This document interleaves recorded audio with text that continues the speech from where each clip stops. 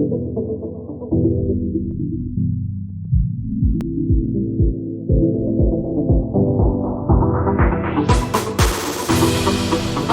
and soul, art, soul, art and soul, art, yeah, soul, art and soul, art, soul, art and soul.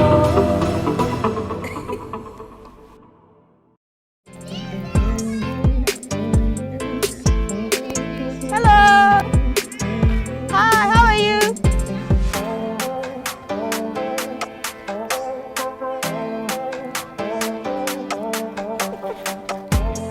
Hi, welcome to Art and Soul. We are here in the area, the neighborhood where iWood's creation is located, with our main focus of the foot pump hand wash that couldn't be more timely. We are in the COVID-19 pandemic, but we are also trying our best to stay safe. So join me as I hang out with Eric, who's going to tell us all about it.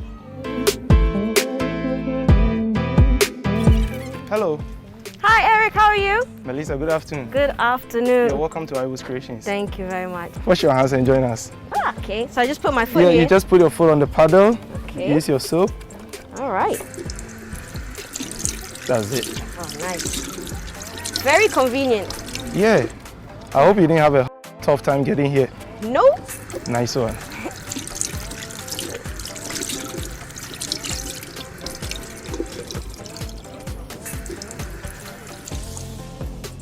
All right.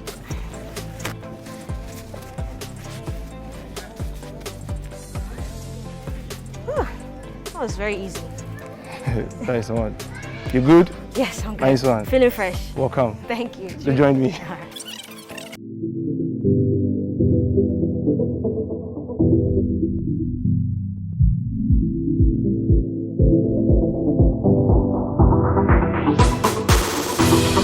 Art and soul, art, soul, art and soul, art, yeah, soul, art and soul, art, soul, art and soul. All right, guys. Hi. Welcome to Art and Soul. I'm here at iWood's creation. This is where it all happens. I'm going to hang out with Eric, and we're going to focus specifically on the foot pump hand wash. It has come at a very important and crucial time. Join us. Join me here. All right. This is our cutting and assembling place. We do most of our cutting here and we assemble over here. So this is one of my carpenters, Ben. He does the cutting of the wood over here. Hi, Ben. So we do the cutting here and then we try to assemble everything here before we move it out. So Ben, show him how you do it.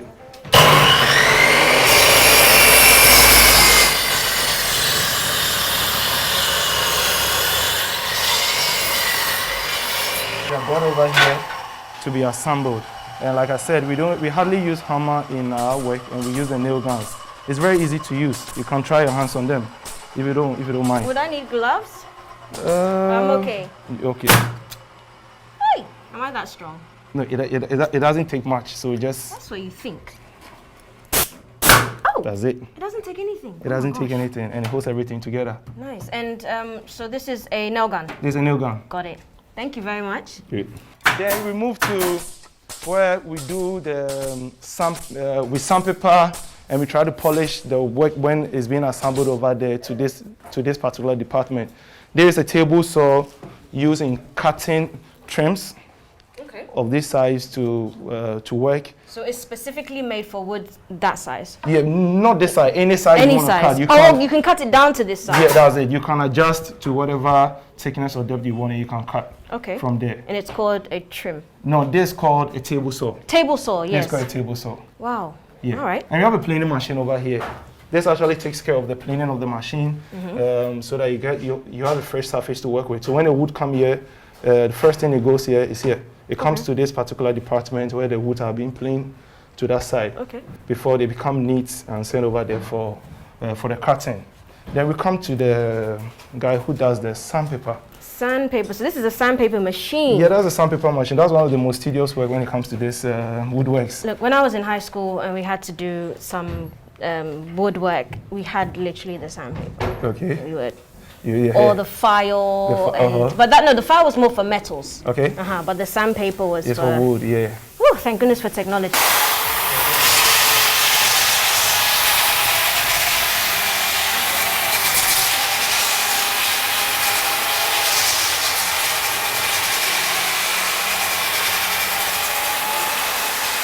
Produce a lot of that.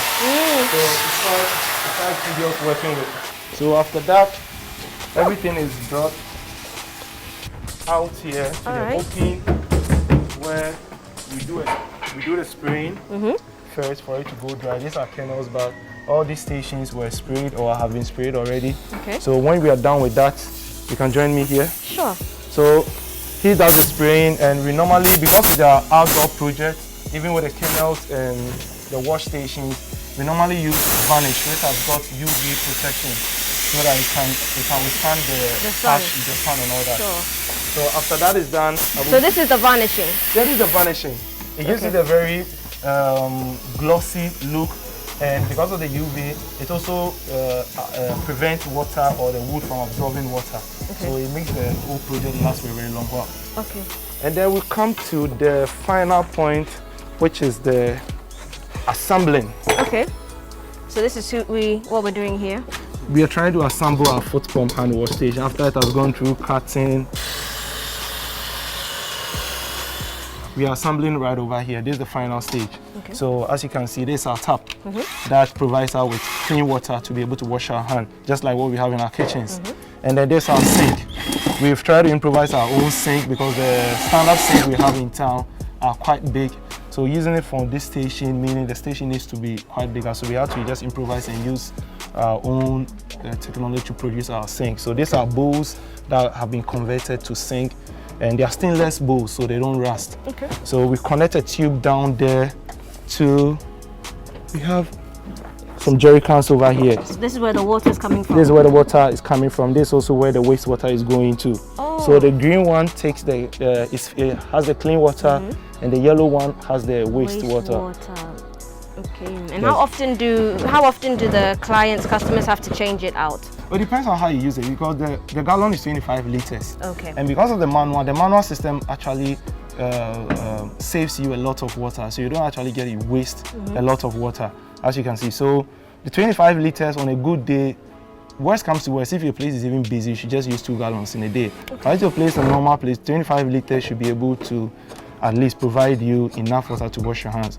And as soon as the clean water is finished, meaning your wastewater is full, because it's the same amount of water that goes in there.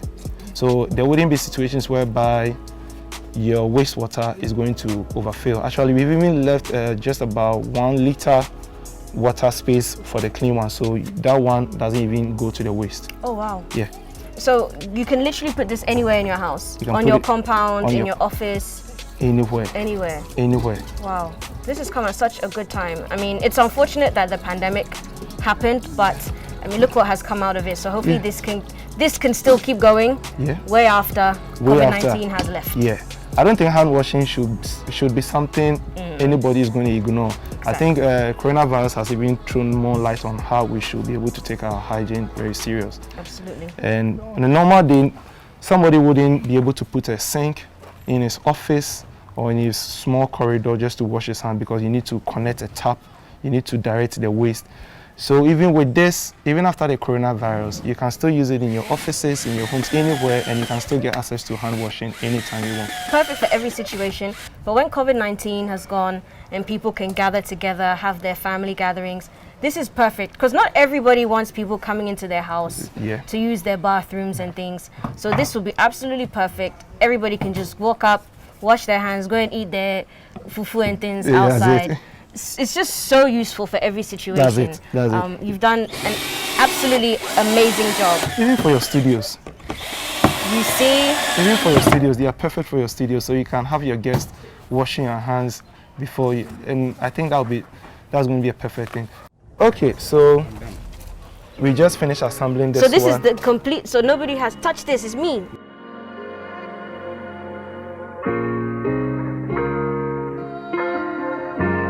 Have a paper towel holder. Yeah. This is amazing. all made from wood. All made from wood. And you realize there's a gap between the main platform and the tissue holder, just because we don't want the water that is spilling on over here to get to the tissue. Exactly. That's why we're giving this gap over here to be able to stop water from soiling the tissue. You've thought of everything. Yeah. So let's go to our automated system, which is our new one. This is the manual system, by the way. Yes, manual. It uses no electricity, no power, no batteries. And with our automated system, it's the same station or it's the same system you have. Just with this one, you don't pump. You just tap on it once and the water flows. This is fantastic. And is this out yet? Have you pushed this out on the market yet? Yeah, this is quite new in the market. Okay. This is quite new in the market. You can just put your foot on the paddle over there. Oh! But wait. So you just tap once? Just tap once. Okay. So as soon as you take your leg up, the water goes off. This is fantastic. I like this. Fantastic. But this uses electricity. Okay, so Tino. from the back. Let me check it out. Wow. How easy would it be to manage outdoors when now we're talking about rain and things? Okay, sure. With this system, you've got an option whereby you can put an inbuilt battery in it. Okay. The inbuilt battery is able to store power for up to 6 hours. Okay. We are trying to improve upon that to get other options whereby the power can keep for a very long time. But now the power system we have is 6 hours. So should you decide to use it for an outdoor project whereby if it's an outdoor project or a program, I'm not sure it's going to last more than 6 hours. Yeah. So as long as your battery is charged, you just have to plug this there. So far as the system is connected to power, the battery charges on its own. The battery is inbuilt, everything is inside, including the gallons and everything. What about maintenance? When the battery runs out, I mean, who's responsible? Does the client purchase another one from It's you? rechargeable. It's rechargeable. Yeah, that's it. Okay, and the cost is all included in the cost? Yeah, it's all included. Okay. So if you come for the automated, we have the solar option, whereby if you don't want to use electricity, we can connect the whole system to solar for you so that it can be stationed outside. So far as there's enough sunshine, the system will run. If the sun goes down, there's power, there's battery to store some power for 6 hours, and it will still keep the system running. But this particular one you're seeing over here is electricity. And what about the maintenance? Let's just very briefly talk about maintenance, how just to keep it, because if this is outside, I know you varnish it very well and you treat your wood, but if it's outside, over time, rain, dust, weather, flies, I don't know, all the natural elements. Yeah, good. Okay, the good thing about the heat-treated wood is that the varnish actually protects the very surface of the wood. So everything you're seeing over here, the dirt, or even if you're going to see any dirt on it, it's actually on the varnish. And it's very easy to clean varnish. All you need is soap and sponge, or even a foam. Not something too hard. Harsh, yeah. Not something, just normal soap and sponge. You can wash the whole thing with soap. It wouldn't rot, it wouldn't spoil, nothing will happen to it. It will still be fresh. Just like any other product you have that you want to keep clean, you just have to wash it. And you don't need any special thing to do that. Okay. Yeah. But with regular daily maintenance, probably after you use your station, you keep it clean, you wash it, you wouldn't have any situation whereby you need to dedicate a particular day to have the whole thing washed or cleaned. Okay. Yeah. So just make sure it's clean as you go Just along. make sure it's clean, because the wood itself wouldn't rot. It has been protected, has been preserved, has been heat treated. So the varnish also giving it another extra protection. So I can assure you that the wood itself has not got any problem. All you need to do is do your regular maintenance, which is just soap or foam with soap. Just wash the system and dry it. Fantastic. You know, you've done an amazing job. It's good that something good can come out of something that has really changed the lives of so many people. Okay. A huge thank you and congratulations to your team. So you do for anybody, corporate, private, anybody who just wants one? Anybody. We actually want everybody to have it, because it's also our aim to get and also help people to fight this coronavirus. So as much as even we brought about this innovation, what even you watch around, the selling price you're selling here, it's even a promo price. Okay. We've actually even reduced it so that everybody, including individuals, corporate bodies, government institutions, anybody can have access to it and use it. The more people get access to our foot pump wash station, the less coronavirus we're going to have in town. All right, I'm just squeezing through here. Okay, so Eric just gave us a tour of the iWoodz Creation Workshop. You guys, when you have time, you need to come and check this out and buy one of these. Buy them, guys. All right, We'll be right back.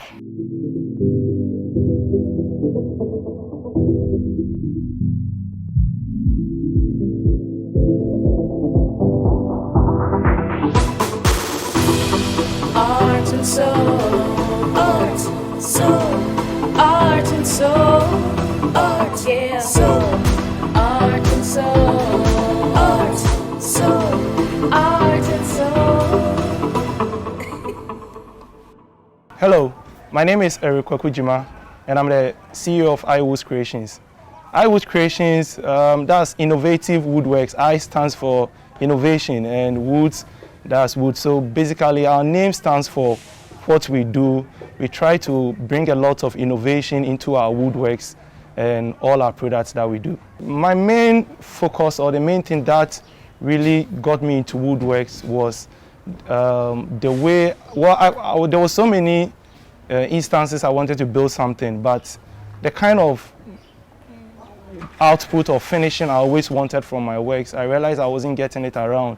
And sometimes when you're looking out for that, it seems you need to go to the top-notch companies or the top-notch furniture companies for that. So meaning the average person couldn't have those kind of furniture. So I realized that there was a gap between like innovation and woodworks on the streets or in the local communities. So I decided to take it upon myself, look out for the few things that could make even the woodworks in our local communities stand out very unique, just like what we have in our big furniture shops.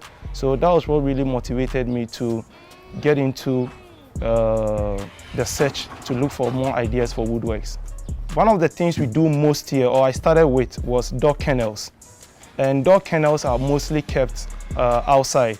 So I had to, though I can work with a lot of woods, but because of the dog kennels that I started with, I needed to look out for a type of wood that could withstand could withstand the weather, could withstand the water, and also could resist wood bugs and all that. So we had to look out for the best and probably the cheapest available in town, which was pallets. So we started off with the packing pallets, dismantling them. So basically that's what we started with, till we eventually now using a lot of pine wood, which are all heat treated. So as much as we can work with any kind of wood, but pine wood has been one of our main focus in terms of our production that we use. The positive side is that it's very profitable. It's something that if you love to do, you feel like you're building something. I always feel like I'm building something. So no matter the challenge that is presented to me, it's always an opportunity for me to bring out the creativity in me. So it's also an avenue to build. It's also giving me the platform to get to know a lot about production and also like how to deal with human beings. I think that is one of the main things that this business has really benefited me a lot. In terms of the negative side, of course, everybody will talk about finance. Finance is one of the most difficult things as a young guy if you want to start a business. So everybody knows about that. Another thing is your workforce. It's quite difficult trying to let the local guys really understand the need to really take every little detail serious and also apply so much attention to any project they go to. So that was one of the biggest challenge I had. And also, if you want the best workforce, it also comes with money. And as much as it was a startup, I didn't have that much. But if you don't really get them what they also want, you don't really also get what you want. I never had the idea of bringing a foot pump hand wash station. It was actually a more like an outdoor or mini kitchen sort of thing that I was actually planning to come out with. It had nothing to do with a foot pump hand wash station system.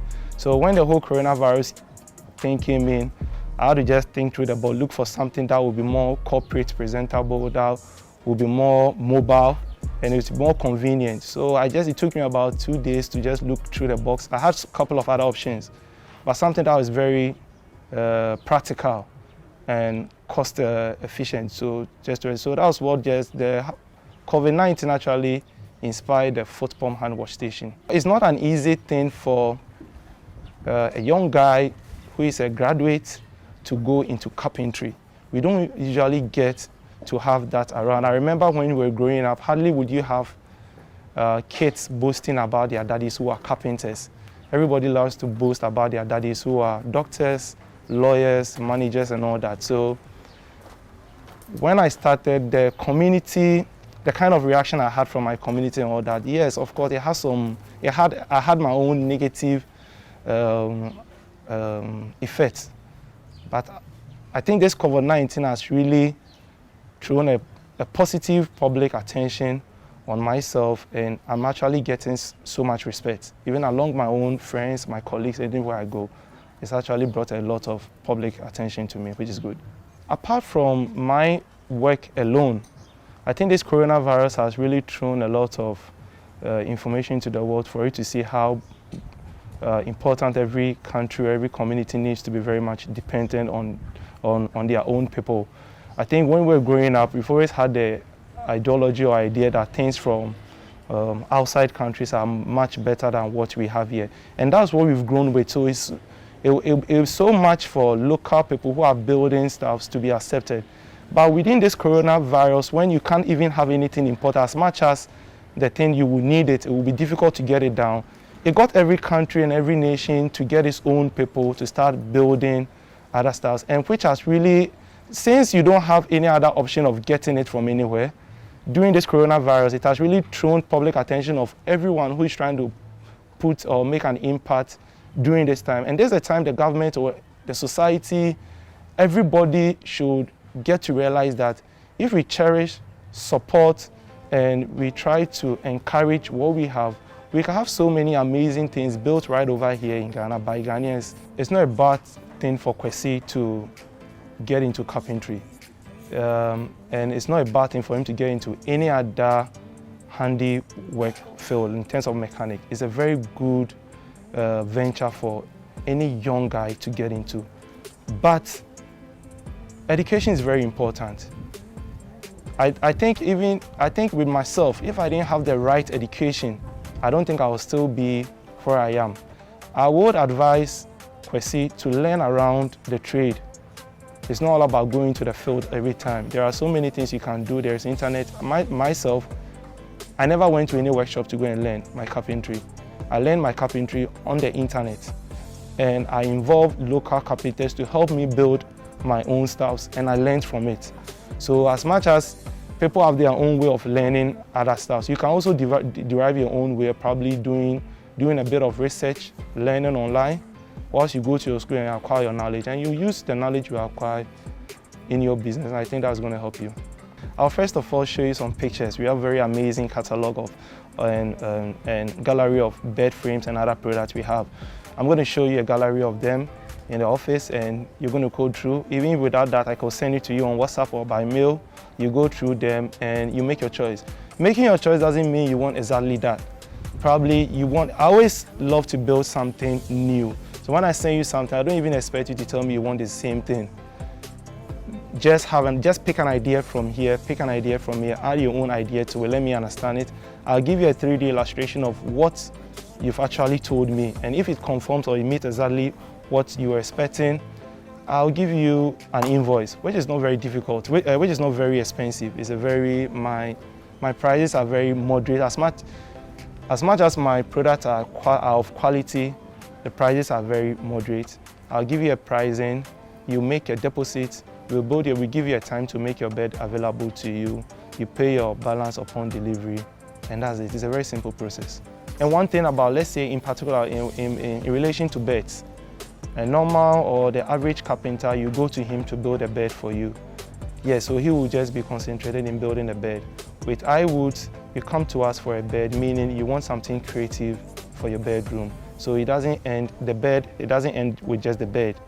It ends with a console, a dressing mirror to match with your bed, some bedside drawers, creative ones to also conform with whatever design or creativity you've applied into your bedroom. So it doesn't end there with just the bed. It needs to complement, something needs to come along to complement the bed in the whole room. And that is what always makes iWood stands out. I was a graphic designer. That one too I didn't learn. I also learned it on the internet way back when I was in SS. So I used to design. I had my own clothing line way back in school called Oxbow Clothing, but I wasn't successful. So I used to design my own clothes. Then I went into graphic designing itself, and I even worked with Xerox Ghana Limited way back when I was in the uni. So I've always been into graphic design, and I've always played around like designing softwares. So I think that's with the designs, that's where it came from. I go to my hometown, but it's not that often, to be honest. Yeah, you're always busy around. I didn't grow up over there. I grew up in Accra. I think Tema, Kumasi, Accra. That was the 3 places I was around. So my hometown has never been, unless my dad is around, then I need to take him to the village, or he sends me on a few errands to do something around there. That's the few times I really go there. So my hometown, I don't really, everything comes fresh.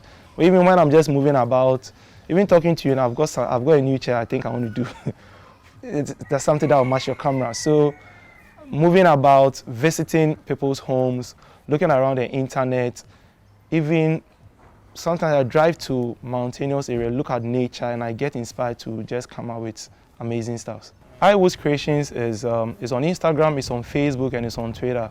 But I think we are very much active on Facebook and Instagram. And our Facebook and Instagram handle goes by iWoodz Creations.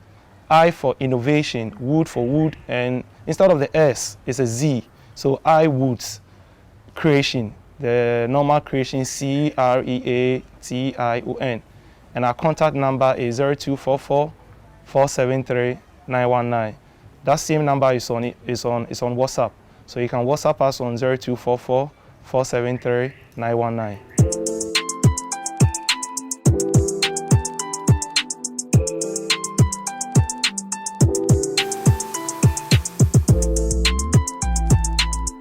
That's it. There you have it, guys. This has been Art and Soul. A huge thank you to iWood Creations and Eric. Eric, thank you so much for having me. I've learned a lot. Engineering, the designing, the cutting. Whew, guys. On that note, you guys make sure you stay tuned for another episode of Art and Soul. I'll see you next time.